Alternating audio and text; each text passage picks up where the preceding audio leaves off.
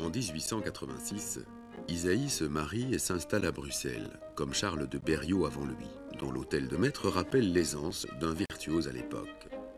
Bruxelles est alors une ville bourgeoise, très prospère, et veut donner d'elle une image en rapport. La Belgique est un pays jeune, et son architecture va brasser un langage international, souvent éloigné de ses traditions. Lorsqu'il s'agit de bâtir un hôtel de ville, cet éclectisme atteint son apogée. Le bourgeois bruxellois raffolera de ces délires, revisitant parfois malicieusement le passé.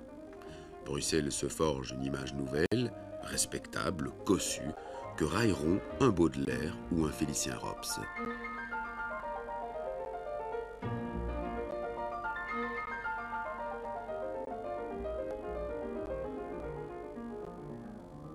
D'autres éléments perturbateurs vont apparaître dans les années 90. Telles des partitions dont les harmonies contourneraient les règles classiques jusqu'à les dissoudre, des maisons apparaissent signées par une génération d'architectes emmenés par Victor Horta, qui sont comme autant de provocations à l'ordre établi. Les courbes de l'art nouveau envahissent Bruxelles. Et si l'architecture est réservée à quelques riches libéraux, les arts appliqués font leur entrée dans la vie quotidienne. C'est cet univers contrasté que pénètre Eugène Ysaÿe.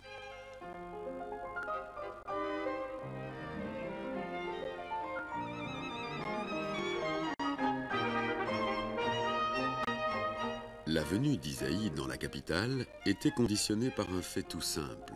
Il était appelé à enseigner au Conservatoire de Bruxelles. Depuis l'indépendance belge en 1830, c'était le phare de la vie musicale. Fétis, Gévart, Vieuxtemps, Servet, Léonard y avaient déjà formé 3 générations d'excellents musiciens. Ysaÿe succède à un grand maître hongrois, Jenő Huboly. Il cède ainsi à l'appel empressé du directeur François-Auguste Gévart, dont l'imposante stature internationale rejaillit sur l'institution, comme plus tard celle d'un de ses successeurs, ami d'Ysaÿe, Joseph Jongen.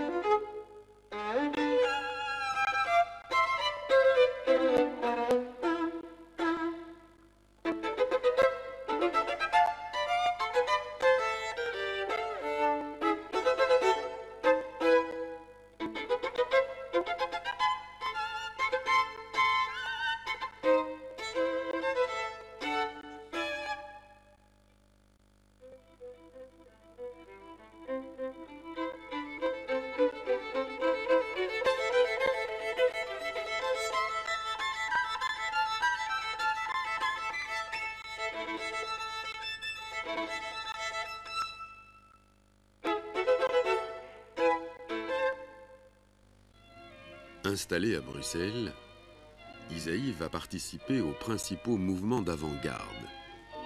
Dans le quartier royal, des artistes rompent résolument l'harmonie classique, que ce soit par leur architecture, par leur partition ou par leur toile.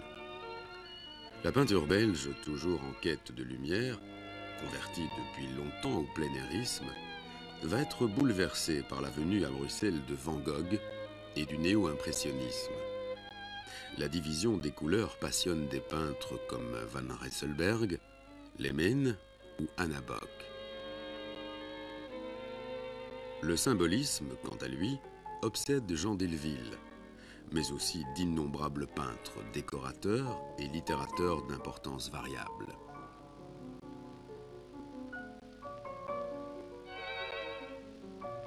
Tous ces mouvements se rassemblent au sein du Cercle des Vins, groupement d'avant-garde donnant chaque année un salon d'une importance considérable.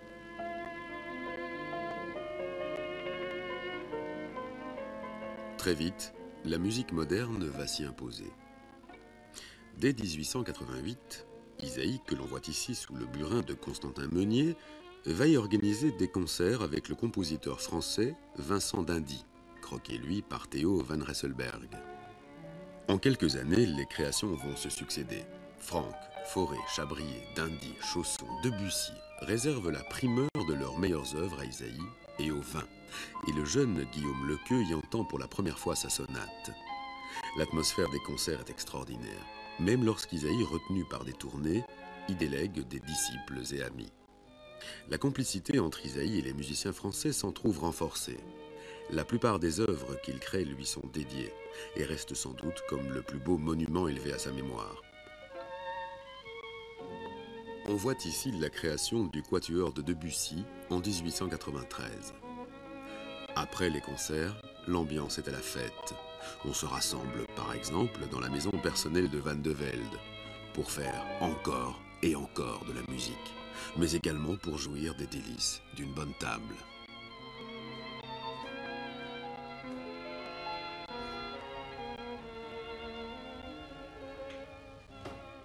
En arrivant au musée Horta, maison personnelle et atelier du célèbre architecte, un des fondateurs de l'Art Nouveau en Europe, Frank Peter Zimmermann est naturellement ébloui.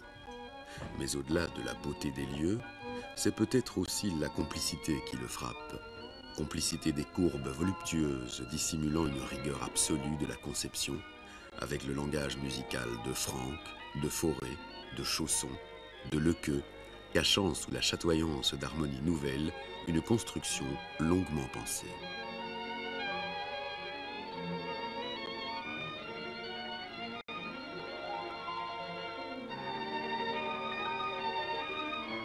Ysaÿe fait encore partie de l'époque où les virtuoses étaient aussi presque automatiquement compositeurs. En 1893, il achève ce qui sera le premier poème pour violon et piano, le poème élégiaque, qu'il dédie à Fauré et qui influencera profondément Chausson. Chausson, qui dédiera son célèbre poème et son concert à Ysaÿe, sera très proche par le cœur et par le style de son ami virtuose. Un style où toute ligne droite sera modifiée par des courbes.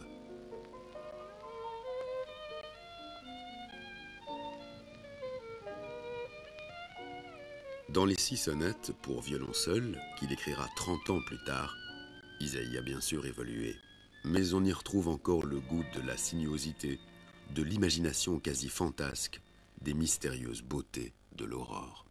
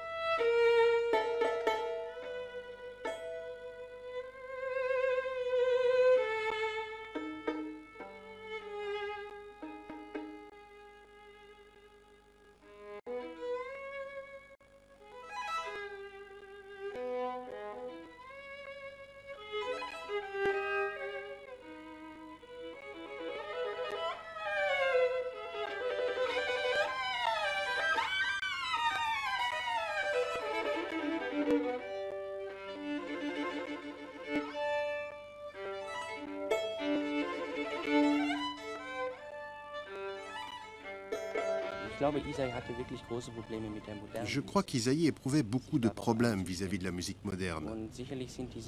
Et il me paraît clair que les sonates pour violon seul sont, je ne dirais pas un mélange, mais un montage des très nombreuses influences rencontrées par Isaïe au long de ses voyages et de toutes les musiques qu'il a interprétées, comme Bach ou Debussy, dont on peut évidemment retrouver la trace dans les sonates.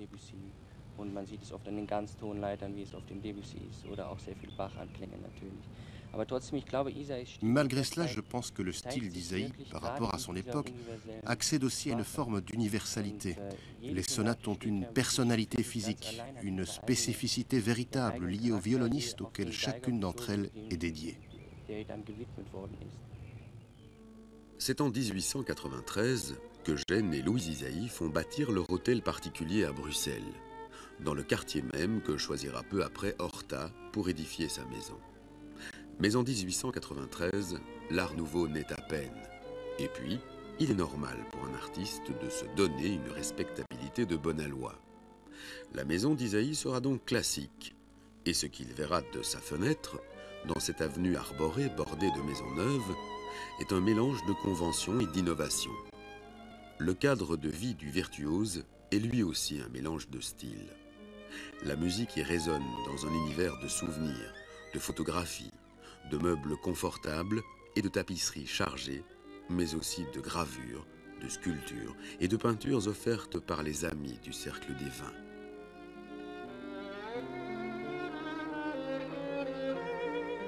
Le buste d'Henri Vieuxtemps veille aussi sur de superbes bibliothèques Art Nouveau, heureusement conservées et qui abritent toujours une bonne partie des trésors qu'Isaïe, grand lecteur, a amassés au long de sa vie.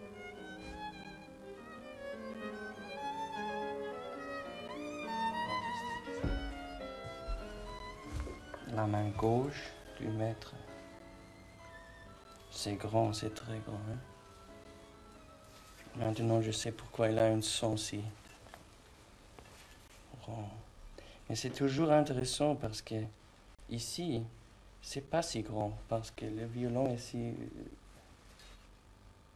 c'est très intéressant ça.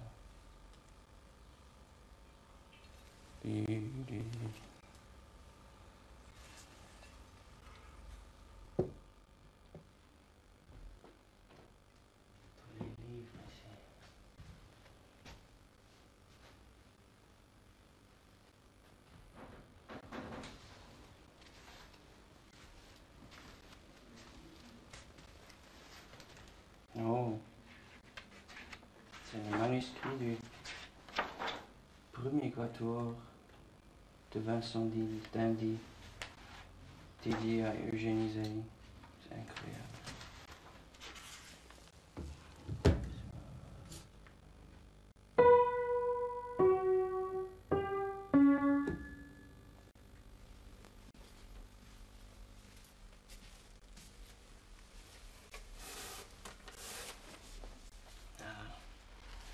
Des partitions. Quatuor de Saint-Saëns, dédié à Ysaÿe.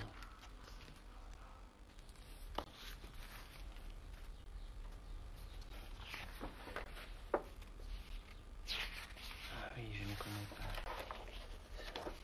Sonate de Joseph Jungen.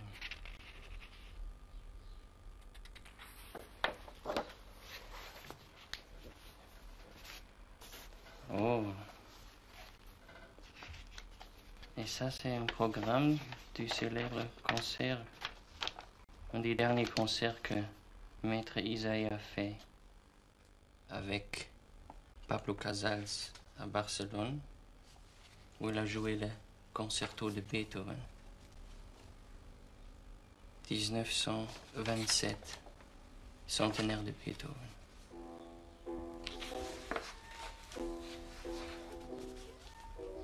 Ça, c'est la reine Elisabeth. Lorsque la Belgique accueille la princesse Elisabeth en 1900, Ysaÿe est le meilleur violoniste du monde. Ils vont devenir amis. Au cours de la décennie qui s'est achevée, le jeu si personnel d'Ysaÿe a conquis le monde entier. Louise reçoit des quatre coins de l'Occident des bulletins de victoire. Son mari est au sommet de ses moyens et la première tournée aux États-Unis en 1895 est un triomphe sans précédent. Seule la mélancolie d'être séparée 10 mois par an de ses enfants tempère parfois sa joie.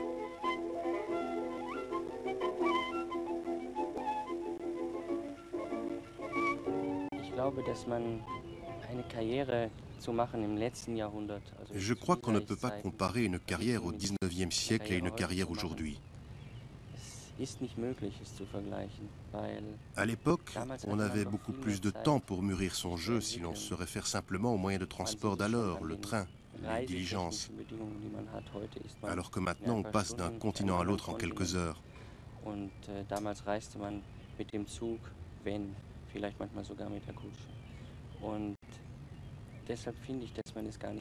On avait donc plus l'occasion de travailler son répertoire. Il n'y avait pas de télévision, pas de disques. Il fallait forger son style par soi-même.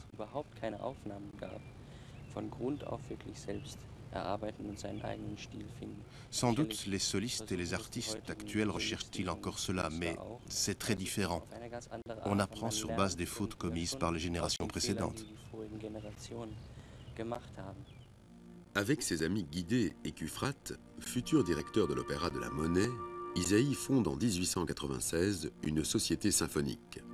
À la tête d'un excellent orchestre, il va désormais batailler avec de nouvelles armes en faveur de la musique contemporaine de son temps. De plus, il fonde avec le pianiste français Raoul Pugnot un duo dont les séances de sonates atteindront des sommets inégalés et impressionnants. Sommet également que sa collaboration avec un autre géant du piano, Ferruccio Busoni. Ysaÿe a été le premier grand violoniste à jouer 3 sonates en une séance, en éliminant de son programme toute sucrerie à la mode. Il a fallu plusieurs décennies, en fait pratiquement aujourd'hui, pour qu'on suive son exemple et qu'on donne en un concert 3 sonates de Beethoven ou de Brahms. Je trouve cette idée, pour l'époque, tout simplement révolutionnaire. Et on voit là, une fois de plus, la trace d'un grand musicien et pas uniquement celle d'un virtuose. L'emprise d'Ysaÿe sur ses musiciens comme sur son public est énorme. Il s'impose comme un chef d'orchestre puissant et personnel, sans pour autant ralentir sa vie trépidante de virtuose international. Alors, chaque année davantage, le retour parmi les siens est plus important. Les quelques pauses qu'il parvient à se ménager à Bruxelles ou à sa maison de campagne de Godine sur la Meuse l'aident à surmonter des fatigues de plus en plus grandes. Sous ces dehors opulents de géants du violon, Ysaÿe entame dès le tournant du siècle une bataille contre les ans. Mais l'amour de la vie était à la mesure du personnage, difficile à contrôler. À l'époque du virtuose, Comme chez soi était une excellente brasserie. C'est aujourd'hui un des meilleurs restaurants du monde. Frank-Peter Zimmermann y fera l'étape la plus savoureuse de son pèlerinage, sous la conduite du maître des lieux, Pierre Winans. Puisque vous êtes violoniste, je vous demande si vous savez comment on appelle notre fourneau en termes de métier. Non. Donc c'est le piano. Ah. Donc vous voyez que on peut jouer ensemble. On peut jouer ensemble. Mais je ne pourrais pas vous remplacer à vous. Hein. C'est le bouche à oreille qui a fonctionné et les gens ont toujours été habitués de travailler, de voir la cuisine ouverte. Déjà du temps de mon grand-père, en 1926, c'était comme ça. Alors, moi j'ai l'habitude de travailler devant le client et les ouvriers, au fur et à mesure qu'ils rentrent, ils prennent cette habitude.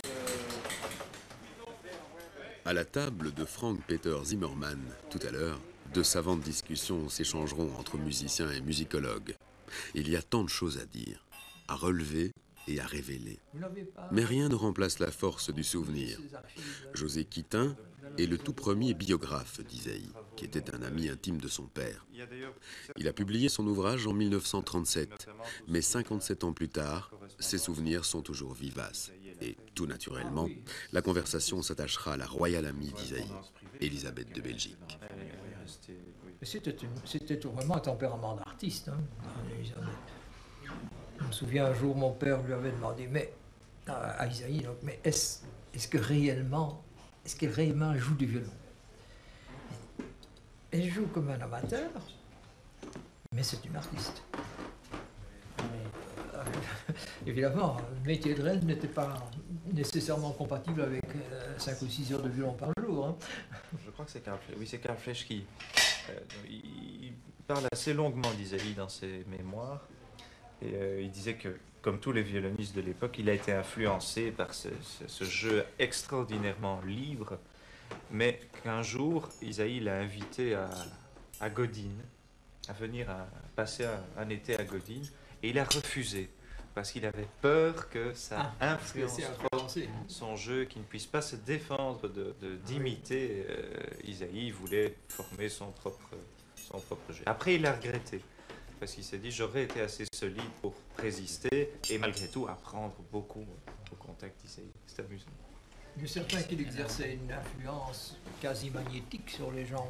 Pas seulement le fait, pas seulement sur la technique, mais disons... Sur le public également. Oui, sur le public aussi. Il y avait une emprise véritablement, quelque chose de tout à fait spécial. Et on voit ça dans les lettres de Lequeux, par exemple. Hein, quand Lequeux dit à écrire à son père ce que ma sonate est devenue sous les mains d'Ysaÿe, je ne la reconnaissais pas. Effectivement, il ne la reconnaissait probablement pas, parce que Ysaÿe jouait, comment dire, avec son tempérament d'abord. Aujourd'hui, ce serait probablement quelque chose de considéré comme un crime abominable, de ne pas respecter exactement, de ne pas rechercher la dernière double croche, le petit ornement, pas au-dessous, pas en dessous. Mais, non, mais Ysaÿe, je pense qu'il a joué vraiment très moderne à 7 ans. Il était un violoniste très moderne. Mais il a respecté beaucoup. Il transformait beaucoup. Jouer Bach, par exemple, la rythmique, c'était... On ne s'y retrouvait pas. Ce qui fait... Attends.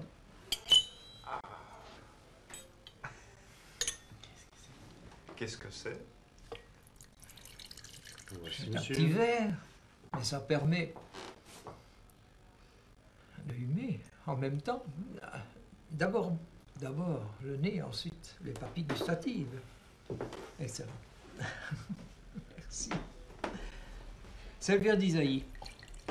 Un jour, il est arrivé à la maison pour déjeuner et on lui servait le Bourgogne dans un verre comme celui-ci, qui est très respectable, auquel je m'incline. Mais je ne sais quelle réflexion il a faite. Ce n'était pas, à son point de vue, c'était pas suffisant pour avoir vraiment le parfum. Ma mère avait été un peu vexée.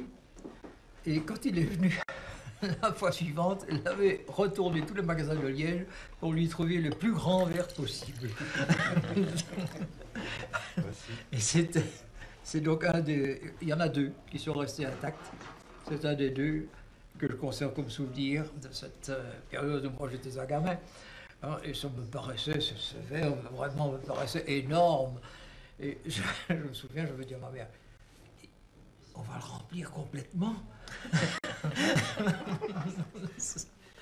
C'était un sujet, ces verres. Les verres, le Bourgogne et alors les autres produits liégeois qu'il commandait, qu'il faisait venir. Il y avait le fromage de Herve, on évoquait le fromage belge tantôt. Lui, c'était le fromage de Herve. C'est un fromage insupportable, au parfum, vraiment envahissant. C'est comme le Münster ou c'est... Oh, beaucoup mieux. C'est beaucoup mieux. Les camemberts, c'est rien du tout à côté.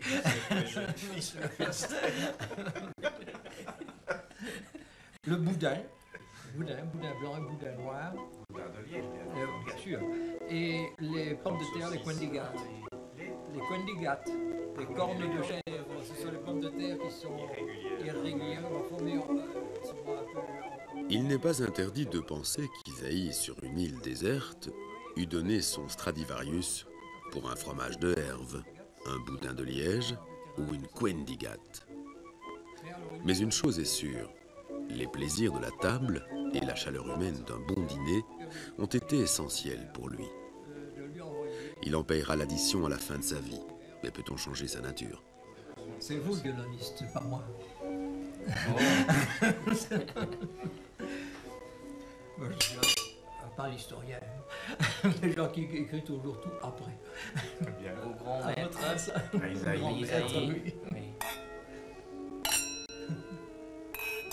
Un beau carillon.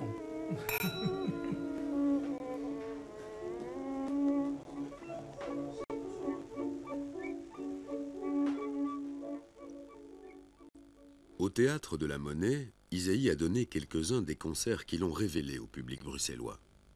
C'est aussi une des rares salles de la capitale subsistant encore intactes dans lesquelles Zimmermann peut aller à la recherche du souvenir du virtuose. La grande époque d'Isaïe était déjà passée lorsqu'il accepta en 1912 d'enregistrer quelques pièces pour la Columbia à New York. Et la technique en était encore à ses balbutiements. Mais tout cela peut-il enlever l'émotion qui se dégage d'un tel document surgi des temps?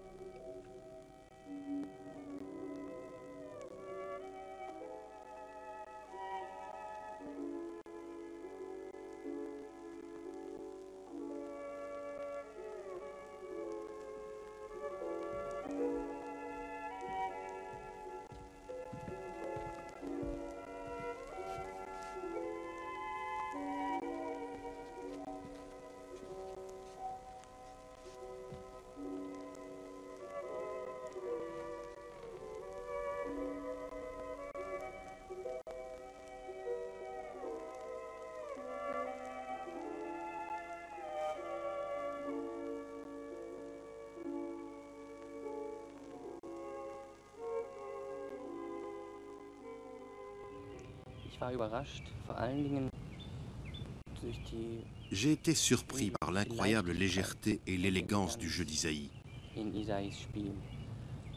Et lorsqu'on écoute comme à l'instant une pièce comme le Caprice viennois de Kreisler ou son propre rêve d'enfant, on ne peut qu'être surpris de confronter aux photographies d'un virtuose si imposant, si gros, de tels enregistrements où tout sonne de manière si légère et si simple. Sein Vibrato erscheint mir wirklich einzigartig variabel gewesen zu sein in einer Zeit. Et son vibrato semble si infiniment varié à une époque où on jouait encore majoritairement sans vibrato. Je pense qu'à l'origine de tout cela, il y a le fait qu'il a entamé sa carrière au contact de compositeurs. César Franck, Debussy ou un génie tel que Fauré. Ce qui l'a fait réfléchir aux couleurs à donner au son. On dirait vraiment qu'il leur donne à chacun une couleur différente. C'est très convaincant.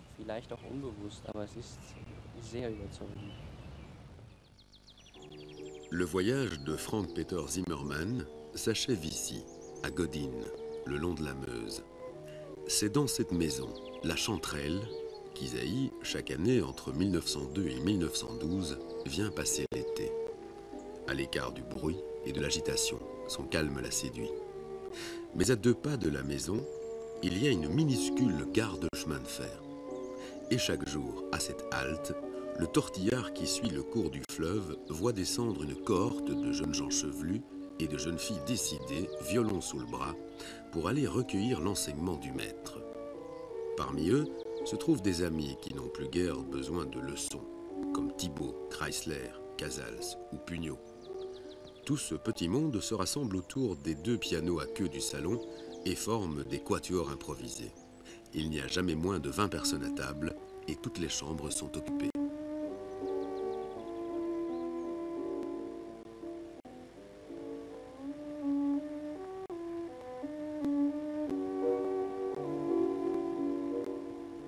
Izaïe ne travaille cependant pas tout le temps. Il est capable d'aller à la pêche avec un chapeau digne d'André Gide ou de se consacrer pleinement, en robe de chambre, à une ardente partie de bouchon.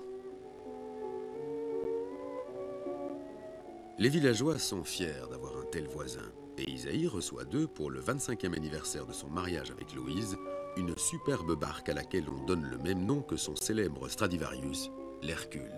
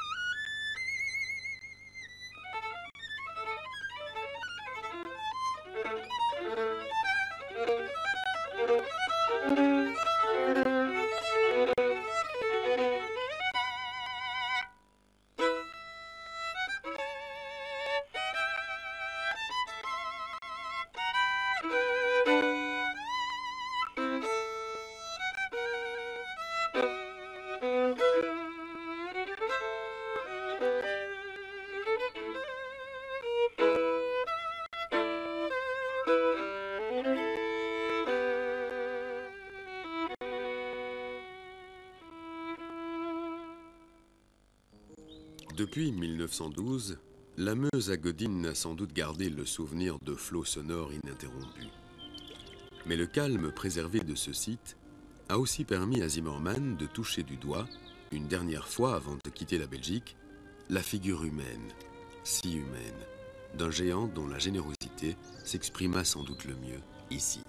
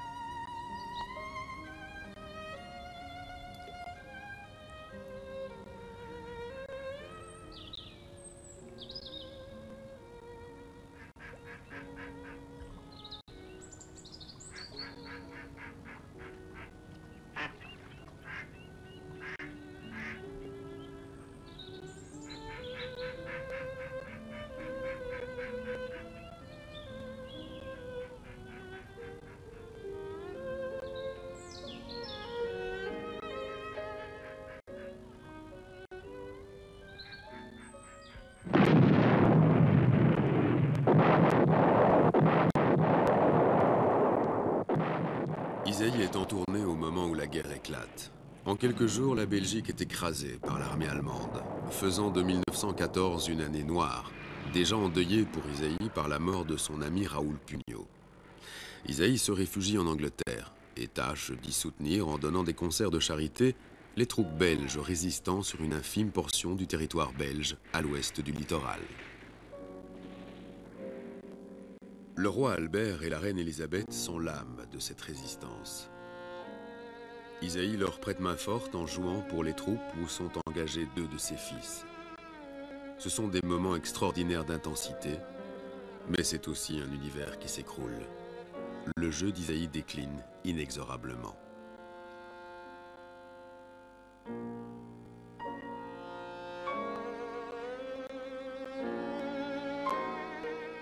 En 1918, il prend la décision de s'installer aux États-Unis. Cincinnati l'accueille à bras ouverts à la direction de l'orchestre de la ville. Isaïe restera là 4 saisons, vénéré par la jeune génération, dirigeant les concerts, travaillant à de nouvelles compositions ou en parachevant d'autres.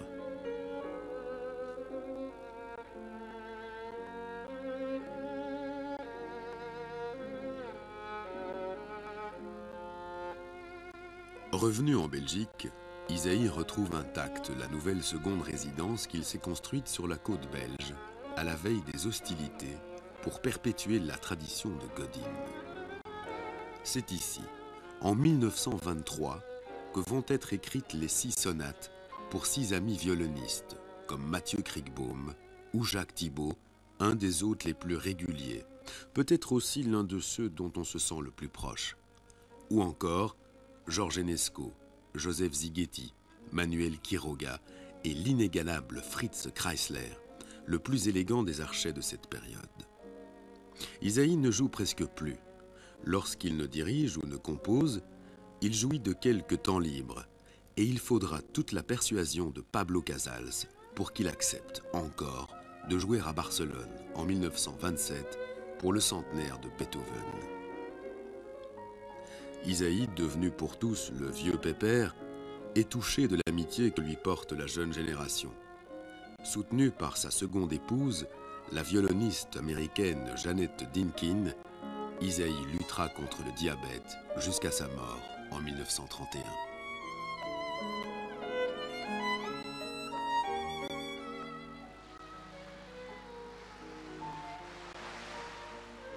Devant la mer du Nord, qu'Isaïe regardait en composant ses sonates, on peut se remémorer le vieil adage. La vie est brève, l'art est éternel. Pour un virtuose, cela n'a pas toujours été vrai. Mais le bouleversement apporté par Isaïe à la tradition n'a pas fini de fasciner les violonistes. Frank Peter Zimmermann est devenu à sa manière un chaînon dans la perpétuation de l'art d'un des plus grands génies de l'éphémère.